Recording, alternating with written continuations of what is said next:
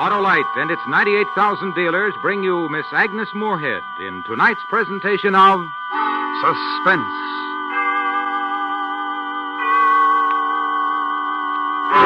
Tonight, Autolite presents the first radio adaptation of one of the most amazing human documents ever written, the personal diary of Emily Wooldridge, which she called The Wreck of the Maid of Athens. Our star, the First Lady of Suspense, Miss Agnes Moorehead. Hi, Hap. Buying a magazine, I see. Yes, sir, Harlow. Well, why not take this one? Oh, no, thanks. Everyone to his own taste, you know, Harlow. In buying magazines, yes, Hap. But in replacing electrical system parts for your car, definitely no. Well, for example, many leading makes of our finest cars have Autolite electrical systems as original equipment, right? Right. But if replacements are needed, do the owners of those Autolite-equipped cars insist on Autolite original service parts exactly the same as those specified by the car manufacturer? Well, if they don't, they're sure taking a big chance with a big investment, Harlow. They sure are, Hap, because Autolite original service parts meet the electrical system specifications of the car manufacturers, and they know what's best for their cars. So, friends, insist on and be sure you get only Autolite original service parts for your Autolite-equipped car. See your car dealer or your dealer handling Autolite original service parts.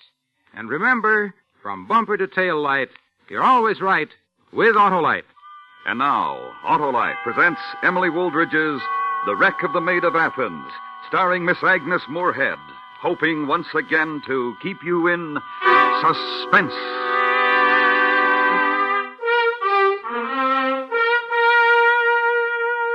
"84 years ago tonight, there sailed from the port of London the brigantine Maid of Athens. 60-some days later, off the cold southern tip of South America, the ship was afire and sinking in heavy seas. Aboard her, along with the necessary officers and crew, was the wife of the master, Captain Richard Wooldridge. Her name was Emily, and this is her story.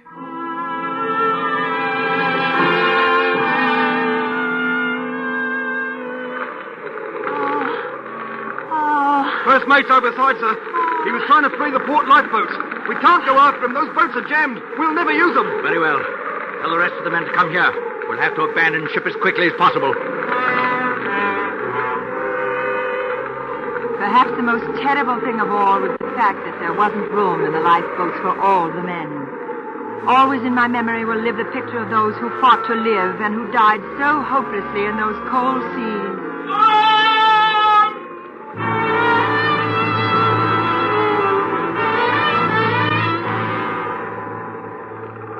It was a scene of fearful desolation. Great waves seemed to swallow in their troughs our two surviving lifeboats. And when we were lifted to their crests, the sight of the burning ship met our eyes. The gallant Maid of Athens. She seemed to me the loneliest thing I'd ever seen as we deserted her.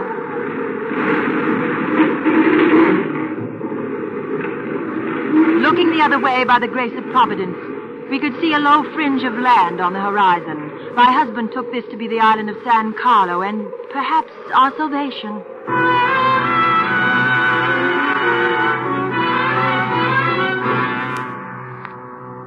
But when we arrived near the shore, we found that instead of safety, we had run on even greater danger in the heavy surf that pounded the rocky island.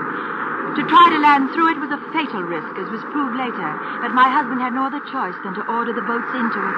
Turn around! The second boat there! Stern around! Stern to shore! Keep your bows into the surf! Get alongside us and do as we do! Steady now! Keep us standing properly! On the ready now! All right now, follow it in!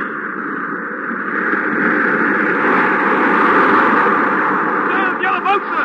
You're going broadside! Don't get broadside to the surf or you're lost!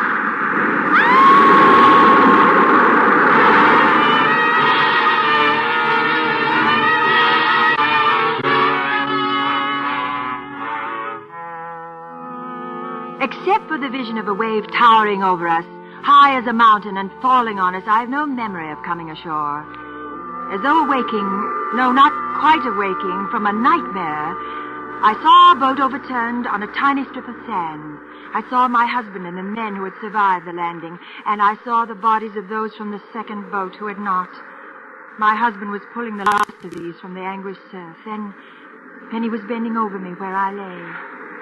Are you all right, my dear? Yes. And you? I'm quite all right. But the poor devils in the other boat. Oh, yes, I know. Besides us, there are only 4 left now. Hayward, Oates, Roberts, and old Lawson. There was nothing I could do to save the others. Of course there wasn't. Everyone knows you did everything you could do. I hope so. Can you stand up? Yes, I think Oh, Dick, do the rest of us have a chance? A very good chance. Come along. We'll go further up the shore and build a shelter of some sort. It's a nasty cold wind. Hey, Captain! Yes, Lawson. He and the others have been talking. We'd like a word with you, if you don't mind. Oh, of course. What is it? We've lost a number of our chums, as you well know. Oh, I do know, Lawson. I'm terribly sorry. Not much good being sorry, is it? Not going to help any of the poor blokes, is it? Well, just what do you mean, Lawson? I feel our losses greatly, if not greater than you do. Now, what do you mean? The way we've been talking. Easy to say how sorry you are after the damage is done, but what we want to know is why wasn't something done to prevent it from happening? I don't think I quite understand you. Every precaution was taken in London. The cargo and the loading was well supervised. You all know that. Then why did the ship catch fire? I don't know. Nobody said nothing to us about a cargo that would catch fire. It was not a dangerous cargo, Hayward. Then why did it catch fire? I've told you I don't know. Under given circumstances, the most peaceful voyage can go wrong. What circumstances, Captain? It's only decent to place the blame when you've lost as many chums as we have. A fine lot they were. Now listen to me, men. Talk like this won't do any good. I'll admit we've had more than our share of bad luck. We'll say aye to that. But we 6 were spared. And if we are to survive, we've got to work together. And it won't be any more than survival on this filthy island. We haven't got food stores for a week, and I'll wager it doesn't see a ship once a year. Well, we won't wait to be found by a ship. Now, the mainland of South America is a bit more than 300 miles west. I have the navigational instruments to get us there, if we can repair the boat. Oh, maybe it's not so bad as you thought it was, Lawson. It's bad enough. We'll have to be lucky to live to tell of it. It won't be easy, but it is possible. And I can't stress the importance of speed strongly enough. There are 2 reasons. One is scarcity of food. The other is more important. We're approaching the storm season in these latitudes. And when it arrives, the gales are almost constant. Aye. We're having our share of bad fortune. That's a fact. We shall be all right if we work quickly. If we can repair the boat in, say, 4 days and launch it without accident, I have every confidence that we'll be on our way to safety and home.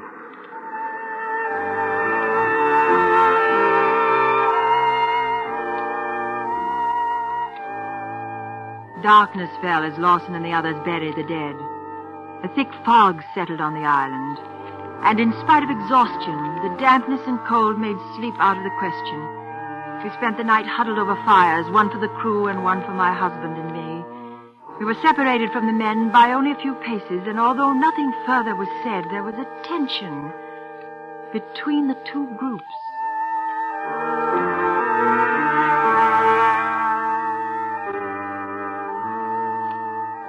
The next morning, my husband set the men to work on the boat where her planks had been battered on the rocks, and he set out to search the island, hoping to find a beach better suited to launching through the surf.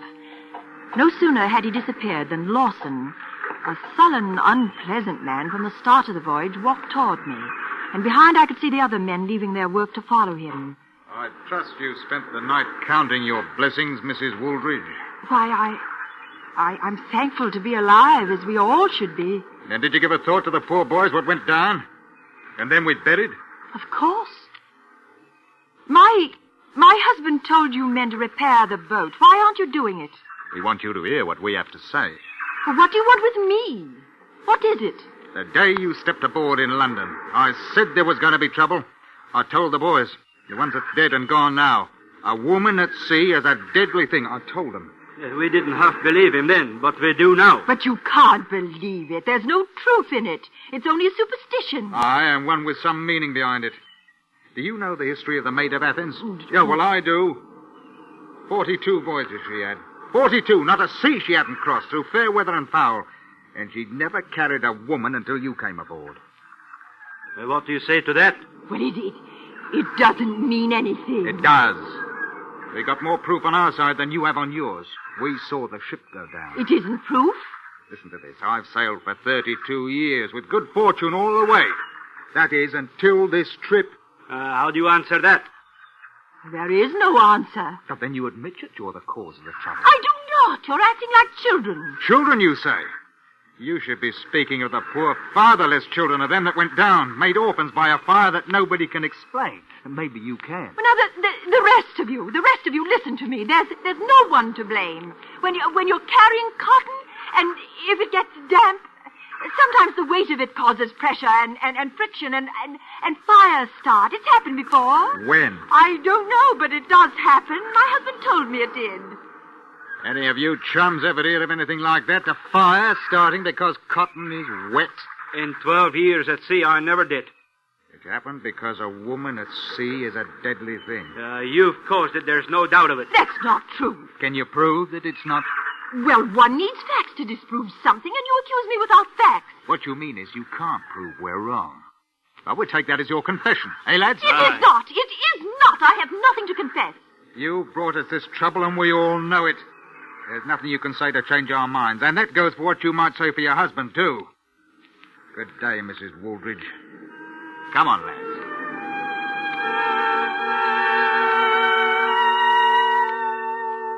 Quite obviously, there was an unspoken threat in their words. And although I hoped that I had maintained my composure in front of them, I was frightened. Considering the problems already weighing upon my husband, it was my play to keep this fear to myself. But when he returned, my will weakened, and I told him about it. My dear, you mustn't let it trouble you. As you told them, they are like children. What they think today will be forgotten tomorrow. But I can't forget their faces. They hated me. No. They only thought that they did. Well, they must have something to hate because of the situation we're in. Remember, before it was me they blamed? I suppose you're right. I suppose I'm silly to be frightened, but... Oh, please, Dick, don't leave me alone with them again. I hope I won't have to. But if I do mind to have courage and know that although they are simple in their logic, they are good seamen and are very important to us.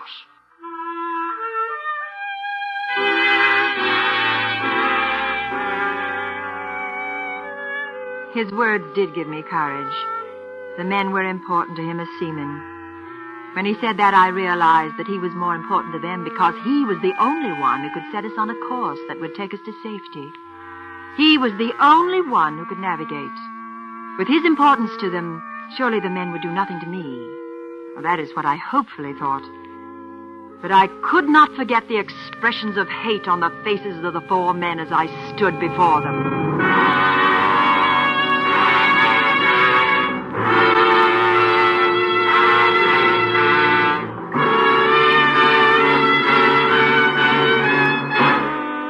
Autolite is bringing you Miss Agnes Moorehead in Emily Wooldridge's The Wreck of the Maid of Athens. Tonight's presentation in radio's outstanding theater of thrills, Suspense.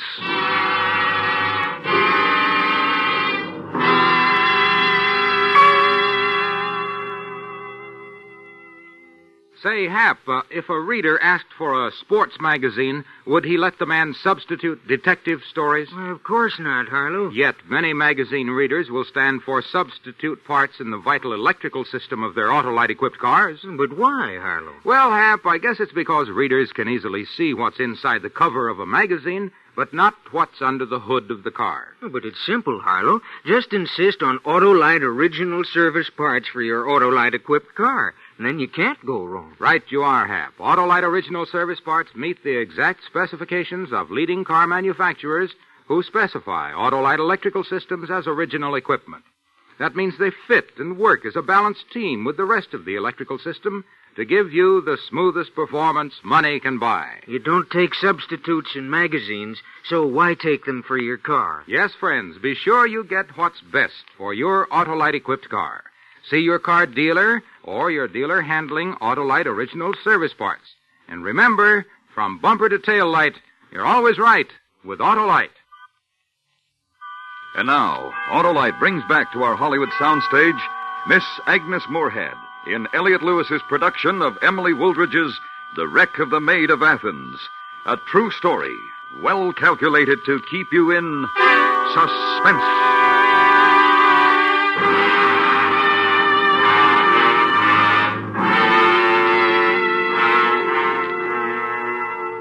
Thinking back to my meeting with Lawson and the men, it was impossible for me to understand how they could be so blind. But when one remembers the witchcraft trials in Salem and the burning of witches in Europe, then one realizes that humans have often used demons and superstitions when no reasonable cause for a situation can be found.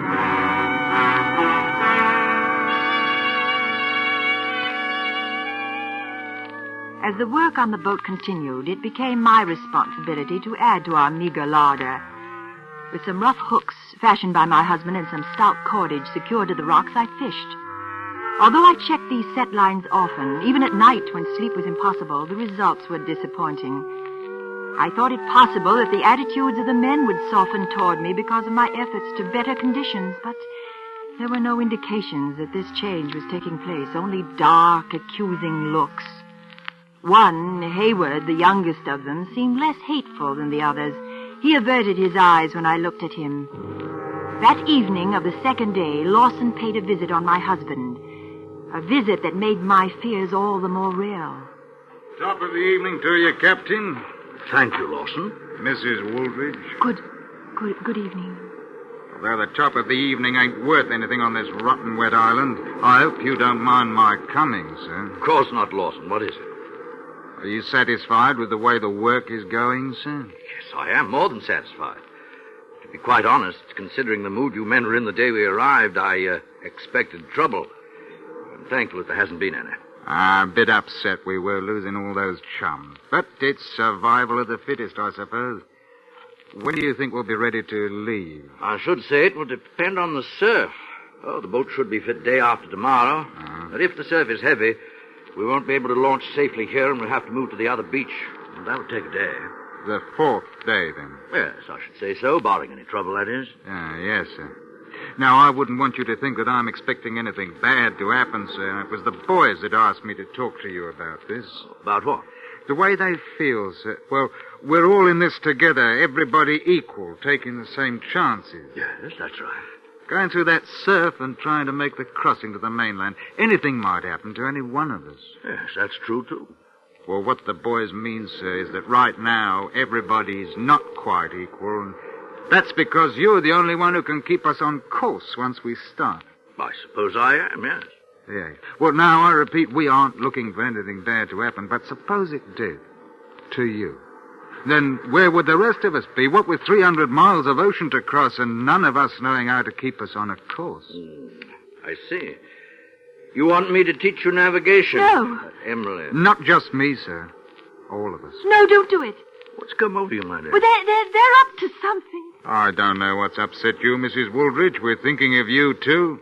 The captain wouldn't want you to drift about until you died of thirst in case something happens to him. Right, sir? Well, that's quite right. But I'll tell you what upset Mrs. Wooldridge. Perhaps we can straighten it out. You told her she was to blame for our misfortune merely because she was aboard.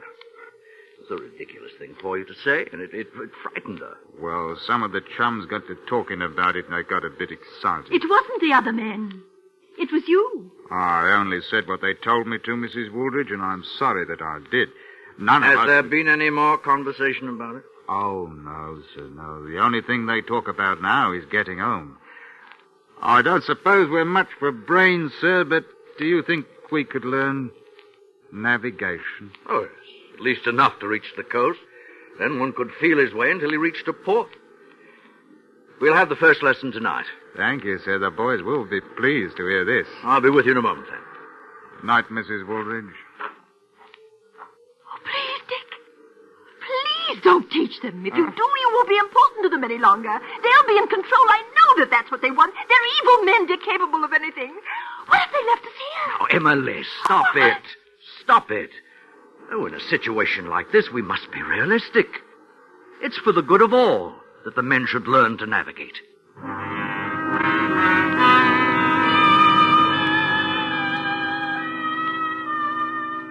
My husband returned an hour later, quite pleased with the spirit of the men and the progress they had made during their first lesson. I tried to match his confidence with my own, but the next day that became impossible. There was no mistaking the hate for me in the faces of the men when my husband was not present. But he had no chance to realize this because the expressions changed when he appeared. The men took on a rough good humor and an enthusiasm for their work and the future that completely beguiled him. At times I doubted my reason, but at others I was sure that I didn't imagine this purposeful change of attitude.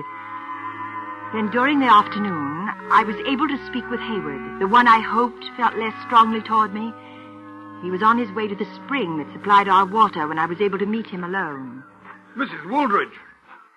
What are you doing here? I wanted to talk to you. I don't want to talk to you. I've got nothing to say. Why did Lawson lie to my husband and me?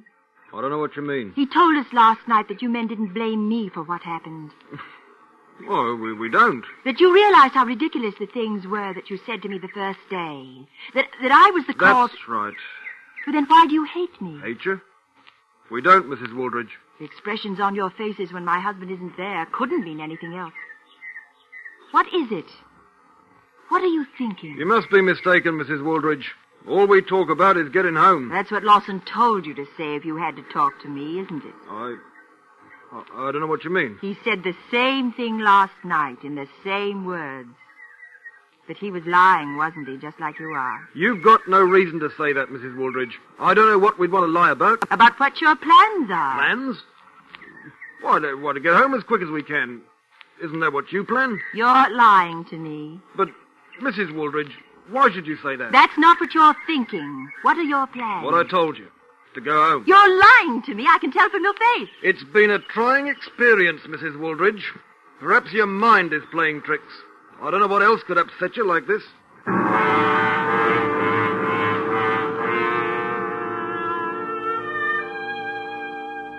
Final repairs on the boat were completed that day, and all of the next was consumed in moving it to the safer beach. The surf was not as high as the shore was protected by a curve of reef from which I cast my set lines. The crashing waves caused terrible currents, and the frightening prospect of maneuvering a boat through them was real enough to keep my mind clear of my other fears, which seemed to have no basis at the moment. At nightfall, I was huddled close to our fire as my husband awoke from a short nap. Oh. How long have I slept? No more than an hour. Seemed like days. I will sleep days once I get into a bed again. What luxury that'll be, eh? Oh, I hope everything will be all right tomorrow, and with the crossing. No reason it shouldn't be. Stout boat. We're with the prevailing winds. No, you don't have to make it sound easy for me, you know. Just tell me if there's a good chance of reaching safety. There's a very good chance, Emily. Oh. And I must say that I'm happy to see your mood improved. Morale will be most important when we're at sea. Well, I'll help the best I can. I know you will, my dear. Oh, Captain! Oh, Lawson, yes. What is it? I hope you don't mind the boys are a bit uneasy tonight. They asked me to come. Anything wrong? Nothing special, sir. They wonder if you could tell them where we'll land. Roughly, that is. They wanted me to ask if you'd talk to them for a bit. I suppose they are uneasy. Yes, I'll have a word with them. Oh, they'd like that, sir. You myself, I'm not troubled. I'd say it's in the lap of the gods, so while you go to see them, I think I'll have a look at the beach again, see how the surf is running. I think that'd be a good idea. Let me know how the currents are crossing, will you? Aye, sir. Well, I'll be back in a few minutes. No, don't leave me. Only a few moments, Emily, dear. Now, you try to rest.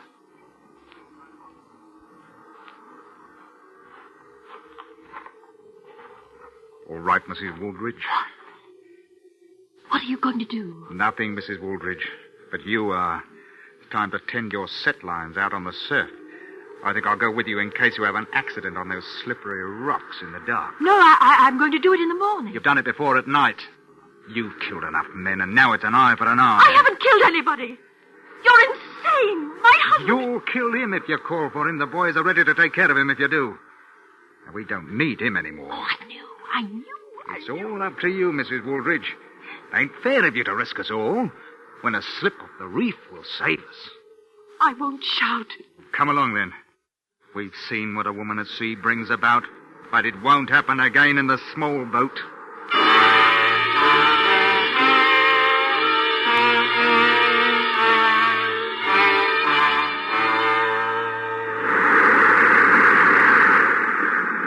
Do you have to do this? Won't you admit that you're wrong?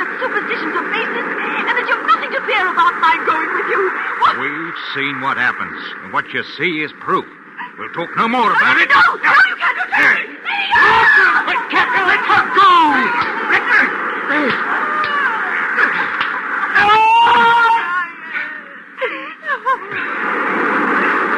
It's all right, darling. Everything's all right. But thank heaven the other men were more human than Lawson. They let him lead them until tonight. But they couldn't justify murder and told me what he planned to do.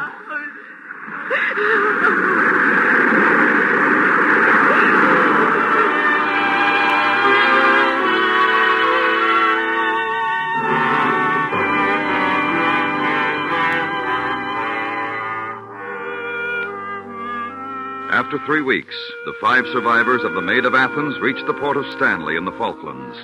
As Emily Wooldridge stated it in her chronicle, in time to hear of the death of Charles Dickens, a sorrowful landfall after all our trials.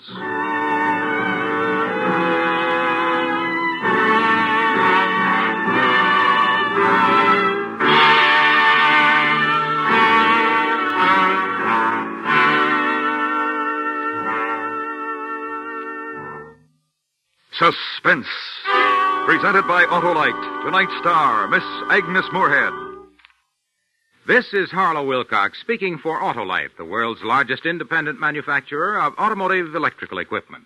In 28 plants from coast to coast, Autolite makes over 400 products for cars, trucks, tractors, planes, boats, and industry. These products include bumpers, die castings, industrial thermometers, and batteries, such as the famous Autolite Stay Full, ignition-engineered Autolite spark plugs, both standard and resistor types, voltage regulators, wire and battery cable, Autolite bullseye seal beam units, and Autolite original service parts for all Autolite electrical systems. Autolite is proud to serve the greatest names in the industry. So, from bumper to tail light, you're always right with Autolite.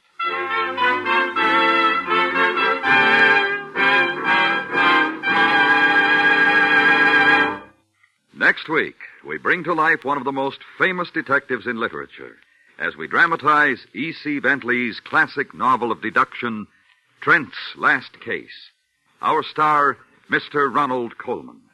That's next week on Suspense.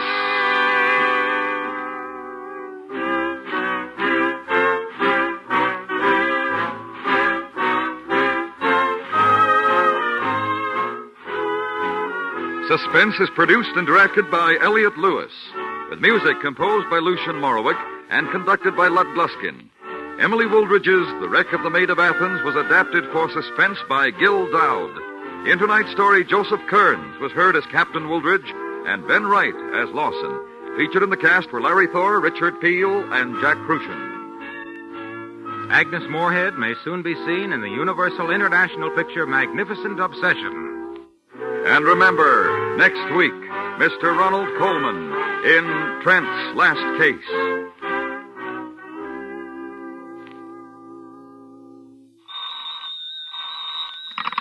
You can buy Autolite original service parts, Autolite standard or resistor type spark plugs, and Autolite Stay Full batteries at your neighborhood Autolite dealers. Switch to Autolite. Good night.